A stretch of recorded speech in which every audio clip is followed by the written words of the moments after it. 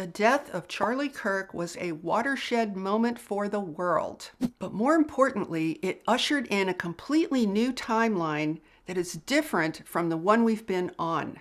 We now have an opportunity to approach our human evolution from an angle that may give us a chance, one that was not available to us before. Or we could find ourselves torn apart with even more division. Hi, I'm Saratoga Ocean. For over 25 years, I have helped thousands of people navigate the events on this planet so that they can stay on a natural path of ascension and evolution. The assassination of Charlie Kirk rocked the world to its core. It didn't matter if you knew him or not. It didn't matter if you liked him or not. Personally, I thought he was just another podcaster who I was not interested in listening to. So I was truly shocked to learn about the level of influence and reach that he had across the world. People who had never heard of him before were grieving and were changed at a very deep level after this event. We can't really write that off as happenstance. Something profound could be happening in the human collective. Now, I learned this past week that Charlie was a staunch Christian. Now, if you've been following me, you know that I am against organized religion. I don't like the fact that these bureaucratic institutions have decided that they are the official purveyors of human spirituality. Charlie's death is being framed as an entirely religious event for many people, which I think is unfortunate because it risks creating more division. I think that this event can be seen more widely as a spiritual catalyst. It seems to have awakened a lot of people to a level of humanity that we haven't seen in a very long time.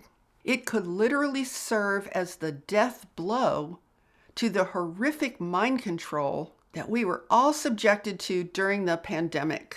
Remember that? We were forced into the most profound level of division that we have ever seen on the face of this earth. We were collectively brainwashed to believe that every person on earth is a danger and might kill you just by breathing. We were conditioned to hate and fear people who didn't follow the so-called rules. Many of the natural psychic bonds between us were completely destroyed. We have never in history seen this level of extreme abuse enacted against our entire humanity. And that set us up to be manipulated to hate each other for other reasons, and for many people to hate life in general. From there, it would be easy to move us into an AI timeline of complete totalitarian control. And that's the main timeline we've been on ever since. The controllers of this planet are in the process of completely destroying everything that makes us human. Now, putting aside any arguments about who actually killed Charlie, let's look at the bigger picture. I want to talk about exactly how our entire planetary timeline has just shifted. I am sure that the controllers of this planet would have hoped that the public execution of this man would have evoked great terror in people and ushered in a society of more chaos and violence. It was meant to silence people. That would have been the perfect excuse to psychologically prepare us for "you'll own nothing and be happy," because we wouldn't even own ourselves anymore. But something truly unexpected happened. Instead of shrinking in terror, people were awakened. Somehow, this event crossed a line in many people's hearts. This time it went too far. It was almost like this event served as a great catalyst that illuminated where each person was at in their heart of hearts. It illuminated those who were still in possession of their hearts, and it also unveiled those who had lost their hearts somewhere along the way. Those would be the people who celebrated this event and gleefully called for more fear, killing, and violence. Timelines are not decided by politics and by society's rules and beliefs. They are not decided by religion. They emerge based on human vibration. Things ultimately sort themselves out based on frequency. I think that Charlie's very visible and public death served to give people a chance to see where they stand as a human consciousness. If you are filled with hate and only want to see more bloodshed, then you are toying with a much lower timeline. It has nothing to do with punishment. It's simply that you've indicated that that is your preference. If you are fixated on hate, then you are vibrationally signaling to the universe that you are not done with that experience yet.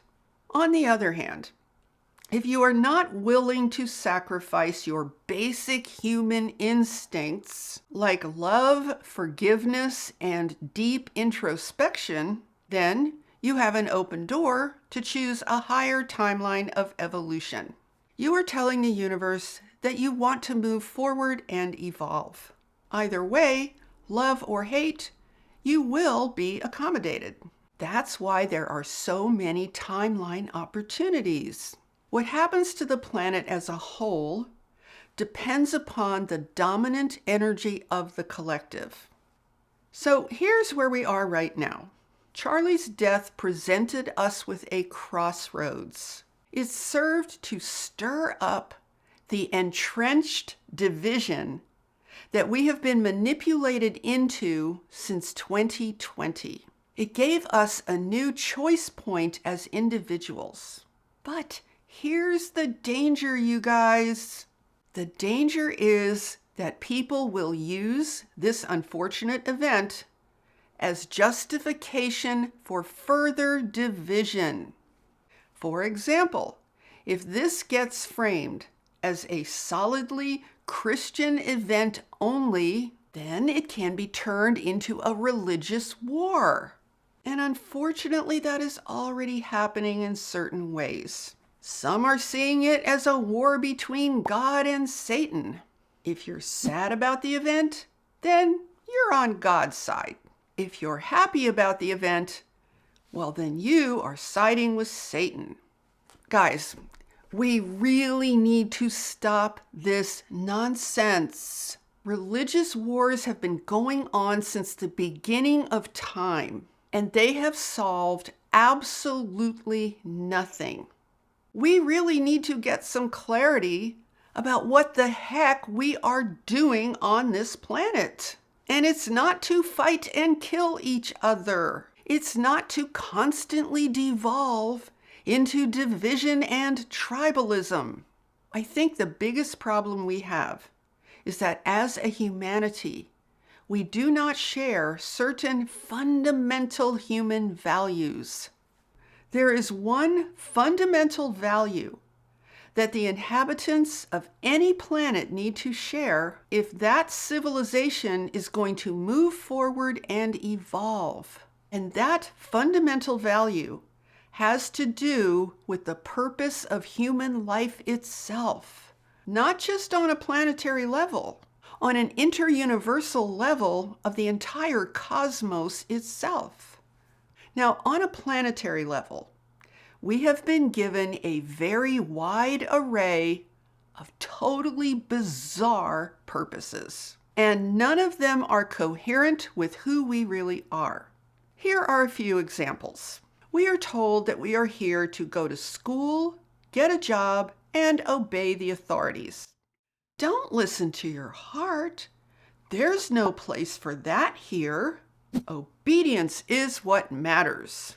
We are also told that our job is to be compliant and be like everyone else in our assigned political, social, and spiritual tribe. Our job is to stay in line and don't get noticed or you might be in trouble. This divisive mentality has been going on for many thousands of years. We seem to be completely stuck in this mindset. Civilizations have come and gone, and yet the same mentality continues. Judgment, division, and death seem to be the only path we know here.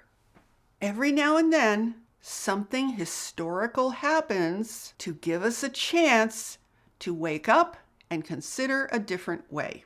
So far, we have not collectively gotten the message. But now, we are at a particularly dangerous point given the controller's plans for all of us. I truly hope that we wake up collectively and find a different path other than this same ancient, tired mindset that has been our undoing and makes us exceedingly vulnerable to be taken over yet again. If we truly want to take advantage of this new emerging potential for a better timeline, then we need to get back to basics. The basics start with our collective higher purpose. And that purpose is to evolve out of duality and back into a state of infinite oneness. And that is ultimately a vibrational call to action. It has nothing to do with religion or politics. I think as a result of this new spiritual awakening that was initiated as a result of the assassination of Charlie Kirk, that we might have a chance to heal in certain ways. Most especially, we have a chance to heal from the massive abuse that was inflicted upon us during the pandemic. The trauma that our human world still carries from those 2 or 3 years set us up perfectly for what is happening today. It was designed to dehumanize us completely. It was a psychological staging ground to move us into levels of hatred and division that few would ever question. We would subconsciously think it was normal, and it was designed to firmly cement us into the lowest possible timeline that would end in a total planet-wide AI control grid. I want you to picture for a moment what we were collectively brainwashed to believe and what likely sits inside our collective humanity at a subconscious level now. Picture the masks, the fear, the nonstop propaganda coupled with all manner of slogans designed to keep us apart. That programming still sits deeply inside our collective human consciousness. And here's the most important thing I want to point out, in case you didn't know this. Remember that 6-foot distancing rule? Well, consider this proven fact. Did you know that our physical hearts emit an energy field that extends 3 feet in all directions beyond our physical bodies? This has been scientifically measured. Let's do a little math, shall we? If you add one person's heart field that extends 3 feet beyond their body and add it to another person's heart field of 3 feet, what do you think that adds up to? Well, 6 feet, of course. But wait, they told us that 6-foot distancing was about germs and breathing. What an outrageous lie. What they were really up to was to firmly break all of our energetic, psychic connections to each other and to those we love. And look where we are now. People would rather spend time in relationship with AI because it feels closer to them. And this was part of the plan all along. There is another imprint from that period that sits in the collective unconscious of millions of people. The program that says that humans are dangerous to life and to the planet. We have no redeeming qualities at all. And during the pandemic, all it would supposedly take to kill you would be for one wayward human to take a breath in the same room as you. Think about this, you guys. Is it any wonder that so many humans are emotionally given to celebrating the death of someone they fear?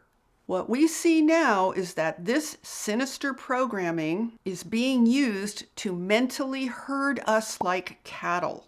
If someone is called a bad name often enough, well, then they must deserve to die. Remember the horrible things that were said about the so-called anti-sharp thing people? Remember the mass hysteria around the so-called anti-face cloth people?